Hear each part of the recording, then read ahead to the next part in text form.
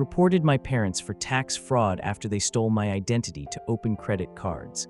But my grandmother says I am ruining the family legacy over money and demands. I take the blame to keep my father out of federal prison. I, 28M, have been married to my wife Marie, 26F, for 3 years. We have been renting a small apartment in the city while we saved up for a down payment on a house. My relationship with my parents, Tom, 54M, and Martha, 52F, has always been decent. Not super close, but we do Sunday dinners once a month and holidays. I have a younger sister, Sinra, 24F, who still lives at home with them. My father owns a mid-sized construction supply business that my grandfather started. My grandmother, 78F, is very involved in the image of the family. So this whole mess started about 2 months ago when Marie and I finally saved enough to get pre-approved for a mortgage. We were really excited. We found a realtor, looked at a few places online, and then went to the bank to get the official paperwork started. I sat there with the loan officer and he was typing away, and then he kind of frowned. He asked me if I was aware of the outstanding judgments against me. I laughed because I thought he was joking. I have never missed a payment on anything in my life. I pay my credit card off in full every month. He turned the screen around. My credit score was in the low 400s. There were 5 credit cards maxed out in my name, totaling about $60,000, and 2 of them were in collections. There was also a personal loan for $20,000 that had defaulted years ago. I felt like the room was spinning. I told him this had to be a mistake. He printed out the report for me. I looked at the addresses listed on the accounts. They were all linked to my parents' home address, the house I grew up in. I went home and I couldn't breathe. Marie was trying to calm me down, but I was freaking out. I pulled my full credit reports from all 3 bureaus. The dates went back 6 years. That means they started opening these accounts when I was 22, right after I graduated college and moved out. I called my dad, Tom. I didn't want to accuse him right away because I thought maybe it was a mistake or maybe someone hacked their mail. I asked him if he knew anything about mail coming to his house in my name from banks I don't use. He got really quiet on the phone. Then he said, "Connor, we need to talk in person. Come over for dinner tonight." I felt a pit in my stomach. I told Marie I had to go alone. I drove over there. My mom, Martha, was cooking, but she looked like she had been crying. My dad was sitting at the table with a bottle of whiskey. Sinra was in her room. I put the credit report on the table. I asked them what this was. My dad didn't even deny it. He just sighed and said, "Business was bad a few years ago. We needed liquidity. We couldn't get approved for any more loans under the business name or our names. We intended to pay it back." I asked him why he used my name. He said, "You had a clean slate. We figured once the business picked up, we'd pay off the cards and close them, and you'd never know. It was supposed to be temporary." I asked about the $80,000 debt. He said things didn't pick up as fast as they thought. Then my mom chimed in. She said, "We raised you. We paid for your college. We put a roof over your head. This family is a unit. Sometimes you have to make sacrifices for the family business." I told them that stealing my identity isn't a sacrifice I agreed to. It's a crime. I told them they ruined my chances of buying a house. My dad poured a drink and said, "Don't be dramatic. We can fix this. Just give us time. Do not go to the police. If you report this as fraud, it triggers an investigation. And there are complications." I asked what complications. He wouldn't say. He just said if I report it, the IRS might get involved because of how they structured the debt payments in the business ledger. Apparently, they were writing off the payments to these fraudulent cards as business expenses or contractor fees or something. I don't know the details, but it sounded bad. I left the house because I was so angry I thought I was going to punch a wall. I went home and told Marie everything. She was furious. She said I had to report it. She said if I don't, I am liable for the $80,000 and we will never get a house. I spent the next 2 days agonizing over it. I didn't want to send my parents to jail, but I also couldn't pay $80,000. I work in it. I make okay money, but not that kind of money, and my credit is destroyed. I called my dad again and asked if he could pay it off right now. He said no. He said they are leveraged to the hilt. He asked me to just take ownership of the debt, and he would make monthly payments to me under the table until it was gone. I told him that doesn't fix my credit score. It stays on my record for 7 years. He said, "It's just a number, Connor. Family is forever." I decided to file a police report. I went to the station and filed a report for identity theft. I felt like I was betraying them, but Marie was right. I couldn't start my life with this anchor around my neck. Once I got the police report, I contacted the credit bureaus and the banks to freeze everything and start the dispute process. 2 days later, my grandmother called me. She is the matriarch. She controls the family trust, which isn't much money anymore, apparently, and the image of the family. She told me to come to her house immediately. I went. I thought maybe she would be on my side. I thought she would be mad at Tom for risking the business. I was wrong. She sat me down in her living room and looked at me like I was a bug. She said, "I heard what you did. You went to the authorities." I told her I had to. I told her they stole from me. She said, "They borrowed from you. And now you're bringing the police into our private matters. Do you know what happens if Tom gets audited? Do you know what happens to the legacy your grandfather built?" I told her I didn't care about the legacy if it was built on fraud. She stood up and pointed a finger at me. She said, "You will retract that report. You will tell the police it was a misunderstanding. You will say you authorized those cards and forgot. You will take the blame." I asked her why I should ruin my life for them. She said, "Because if you don't, your father goes to federal prison for tax evasion and fraud, and I will ensure you are cut off from everyone. No one will speak to you again. You are being selfish over money." I left her house shaking. I haven't spoken to them in 3 days. My phone is blowing up with texts from my mom and Sinra calling me a traitor. I feel like I'm going crazy. Am I the asshole for reporting them? Comments. Comment 1. NTA. This isn't just borrowing. This is a federal crime. They stole your identity, ruined your financial future for the next decade, and now they are emotionally blackmailing you to cover up their tax fraud. Do not retract that report. If you do, you become an accomplice to the tax fraud. Ops replied, "That's what scares me." I didn't even think about being an accomplice. I just wanted the debt off my name. Comment 2. Your grandmother is bluffing about the legacy. If the business is that broke that they had to steal $80K from their son, there is no legacy. It's already gone. They are just trying to save their own skins. Ops replied, "You're probably right. My dad mentioned liquidity issues. I guess I didn't realize how bad it was. I always thought they were rich because they have a big house and nice cars. Now I wonder if all of that is on credit too." Comment 3. What does Sinra think about this? Is her credit ruined too? Ops reply, "I actually checked with her. I told her to check her credit. She said hers is fine.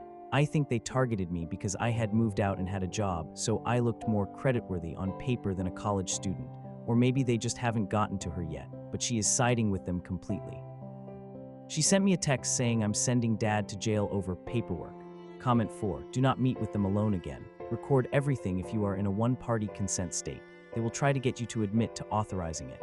Ops reply, "I live in a one-party consent state. I didn't record the conversation with my grandmother, but I wish I had. She was terrifying." Update 1. I wanted to say thank you for the comments. It really helped me see that I wasn't crazy. I've had a really rough week. After I posted, things got much worse. The police report triggered notifications to the banks, and the banks obviously started their own investigations. One of the banks apparently contacted my father because his address was on the file. My dad, Tom, showed up at my apartment complex 2 nights ago. He was banging on the door at 9 p.m. Marie was scared, so I told her to stay in the bedroom. I opened the door, and he looked like he hadn't slept in days. Smelled like alcohol again. He pushed his way in and started pacing around my living room. He said, "Do you have any idea what you've done? The bank's fraud department called me. They are freezing the business accounts." I told him that I didn't do this. He did this when he signed my name on a credit application 6 years ago. He started crying, actual tears. He sat on my couch and put his head in his hands. He said, "I can't go to jail, Connor. I'm 54 years old. Your mother, she can't handle the shame." I felt bad. I really did. It's hard to see your dad crumble like that. I asked him exactly how deep this goes. I asked about the tax thing my grandmother mentioned. He admitted that it wasn't just the credit cards. Apparently, when they were paying off the minimums on these cards before they defaulted, they were using company checks and categorizing it as consulting fees paid to me. So in the company books, it looks like I was an employee or contractor receiving money, which lowered the business's taxable income. But they never issued me a 1099, so the IRS doesn't know I received it. Basically, if the IRS looks at the books, they will see payments to me that I never declared. But if I prove I never opened the accounts, then the company was creating fake expenses to commit tax evasion. I sat there listening to this, and I realized how methodical it was. It wasn't a panic move, it was a system. Then he dropped the bomb. He said, "Grandma is right. You have to take the fall. We have a plan. We can say you were a consultant. We can file amended tax returns for you for the past few years. We will pay the back taxes and the penalties. You just have to sign an affidavit saying you authorized the cards and the payments." I asked him where they would get the money to pay the back taxes if they couldn't even pay the credit cards. He said Grandma is willing to sell her vacation home to cover the taxes and the fines, but she will only do it if you take the blame. She won't spend a dime to defend me against fraud charges if it comes out that I stole from my own son. She wants to protect the name.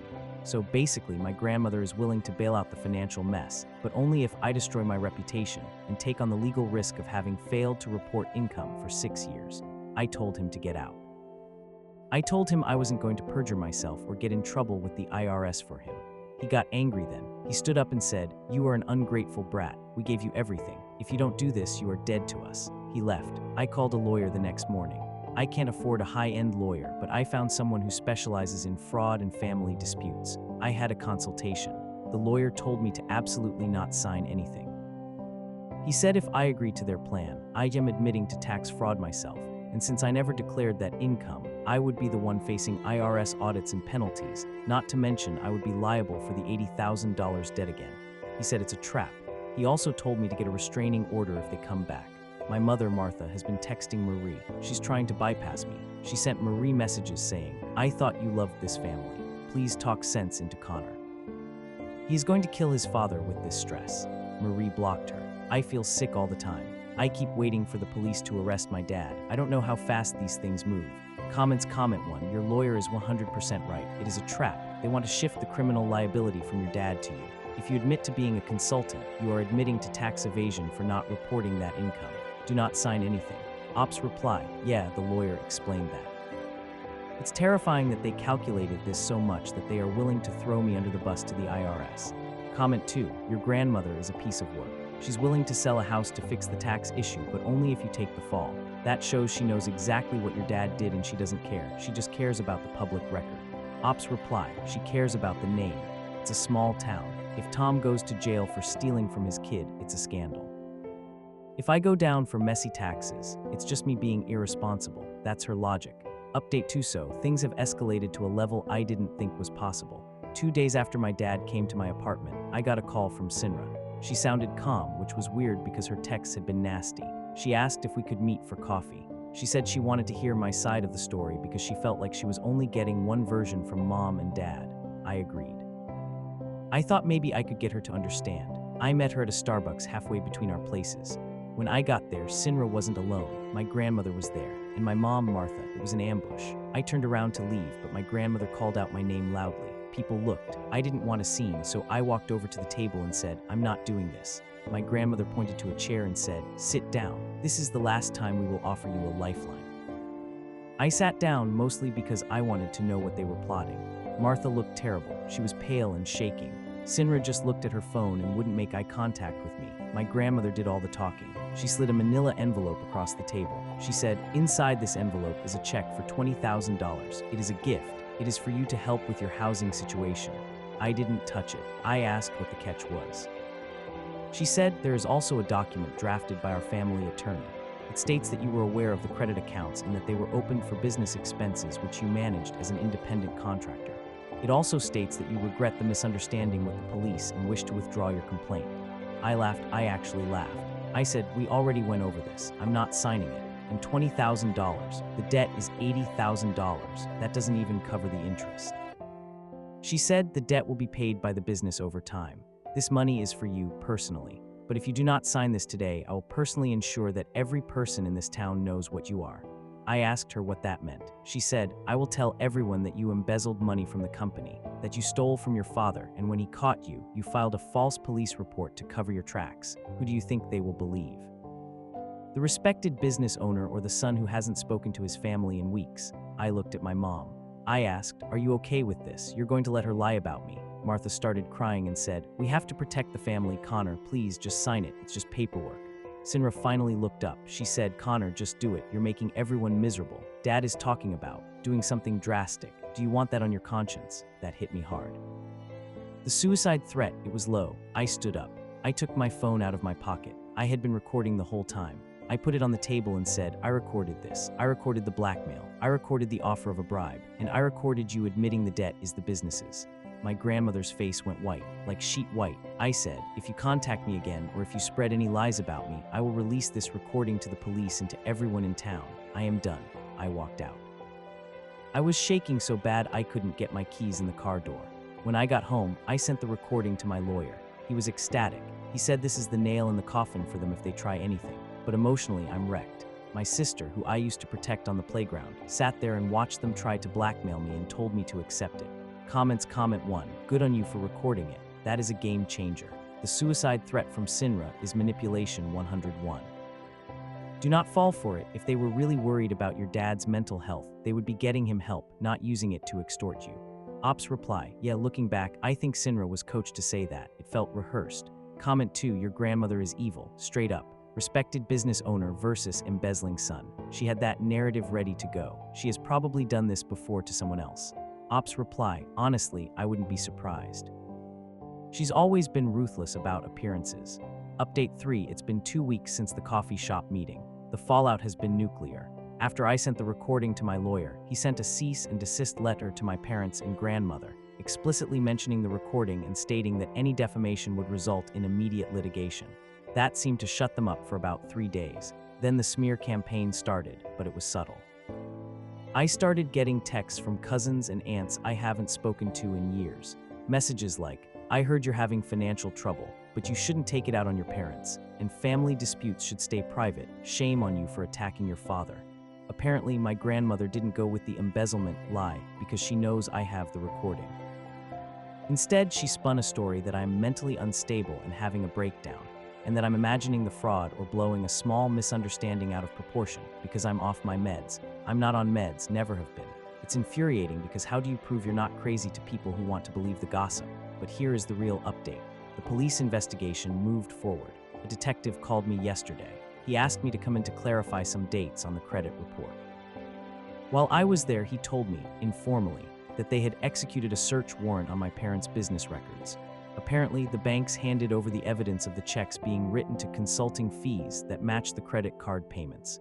He told me that my father, Tom, is likely going to be indicted for identity theft, wire fraud, and possibly tax evasion depending on what the IRS does.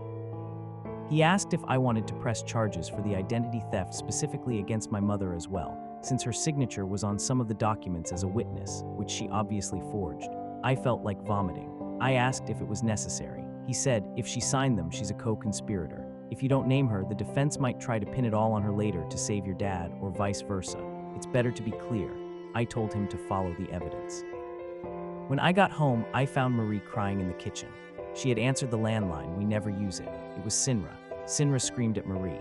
She told Marie that this is all her fault, that she poisoned me against the family because she wants my inheritance, which, again, is hilarious because there is no money, just debt. Sinra told Marie that if Dad goes to jail, she will come to our apartment and burn it down. We called the police immediately and filed a report for the threat. Also gave them the recording of the threat. Our answering machine picked up part of it. The police went to my parents' house to talk to Sinra. I don't know exactly what happened, but I heard from a neighbor that there was a lot of yelling and police cars in the driveway for an hour. I blocked Sinra on everything. My lawyer says the legacy my grandmother talked about is officially dead. The word is out in town that the police raided the business. Clients are pulling contracts. I feel guilty. I know I shouldn't. I know they did this, but I feel like I pushed the domino that knocked it all down. Comments comment 1. You didn't push the domino. They built a house of cards on top of a foundation of fraud. Gravity took it down. You just stepped out of the way so it didn't crush you. Ops reply, I'm trying to see it that way. It's just hard when everyone you grew up with is telling you you're the villain. Comment 2. Sinra threatening arson. She is unhinged.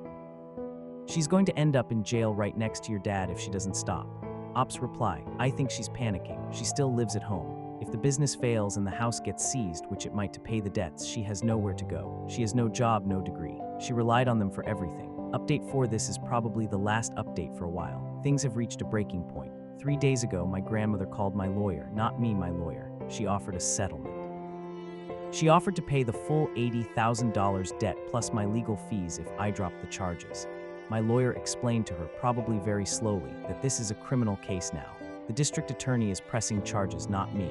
I can't drop them even if I wanted to. The evidence is with the state. She apparently didn't understand this and started screaming at my lawyer that he was ruining a good family. Yesterday, my dad was arrested. He turned himself in. He was released on bail a few hours later, but it's official. He is facing multiple felony counts. My mom, Martha, came to my work. I work in a secure building, so she couldn't get in, but she stood in the lobby crying and asking the receptionist to calm me down. Security had to escort her out. It was humiliating. My boss was cool about it, but everyone was staring. She left a letter for me at the front desk. I read it. It wasn't an apology. It was a guilt trip. I hope you're happy. You chose money over your father. You will have to live with this for the rest of your life. Don't come to the funeral when the stress kills him. I tore it up. I talked to my lawyer. He said that given the evidence and the recording I made at the coffee shop, my dad is likely going to take a plea deal to avoid a long sentence. He will probably do some time, pay massive restitution, and have a felony record. The business is finished. The banks have frozen everything. I finally responded to one text from Sinra. She sent me a picture of us as kids and said, "Why?" I replied, "Because they stole my future to pay for their mistakes, and because when you found out you didn't care about me, you only cared about the money." She blocked me. Marie and I are moving. We can't stay in this city. It's too small and the drama is too big. We are looking at jobs in a different state. My credit is still wrecked, but with the police report and the indictment, the credit bureaus are finally removing the fraudulent accounts. My score jumped up 100 points yesterday. It's not great, but it's a start. We won't be buying a house anytime soon, but at least we're free. I realized that my grandmother was right about one thing. I did ruin the family legacy, but the legacy was a lie. It was just an image they maintained by using people. I'm just the first one who refused to be used. I'm sad. I mourn the parents I thought I had, but I'm not going to set myself on fire to keep them warm anymore. Thanks for listening, Reddit.